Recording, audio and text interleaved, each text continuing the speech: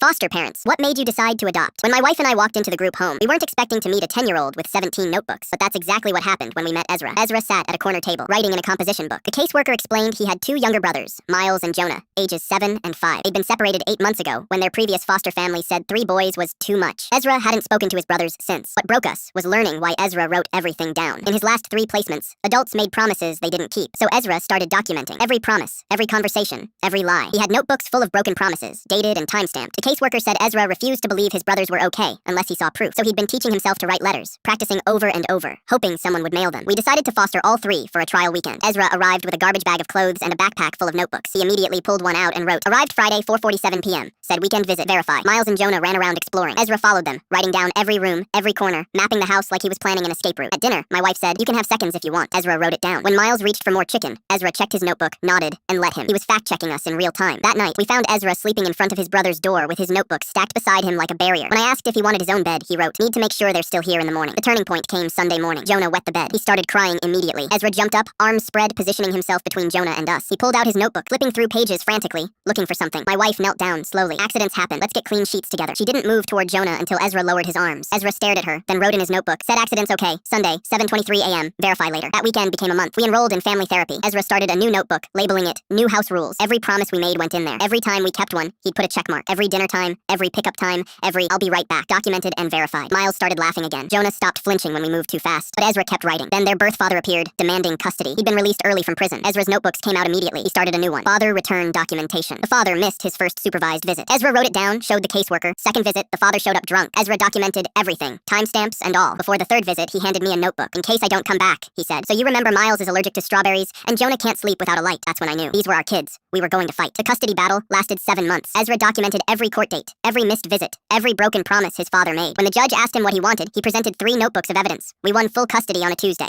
Ezra wrote it in every single one of his notebooks. Then he asked if we had a safe place where he could keep them, in case I need to prove this really happened. We cleared a shelf in the office. 17 old notebooks. 1 new one labeled Forever Family Evidence. Next came the question we didn't expect. "Can I stop writing everything down now?" Ezra asked. "Or will you forget your promises if I do?" My wife pulled out her own notebook. She'd been keeping one too, documenting every promise we made to him. "I've got backup copies," she said. "We won't forget." Ezra cried for the first time since we met him. Last week, Miles had a school play. Ezra didn't bring a notebook. He just watched, cheering when Miles remembered his lines. Jonah sat on my lap the whole time. When it ended, Ezra turned to us and said, "This was a good memory. I don't need to write it down to keep it." This morning, I found Ezra teaching his brothers how to write in journals. Not documentation. Stories. Made-up adventures where 3 brothers saved the world together. Miles wrote about a dragon. Jonah drew pictures in the margins. Ezra wrote the ending. And they lived in the same house forever. The end. This is not a lie. He looked up at me. "Dad, is it okay if I keep this one just for fun?" That was the first time he'd called me Dad. Sometimes people ask what made us decide to adopt. Truth is, a kid with 17 notebooks full of broken promises taught us what keeping your word really means.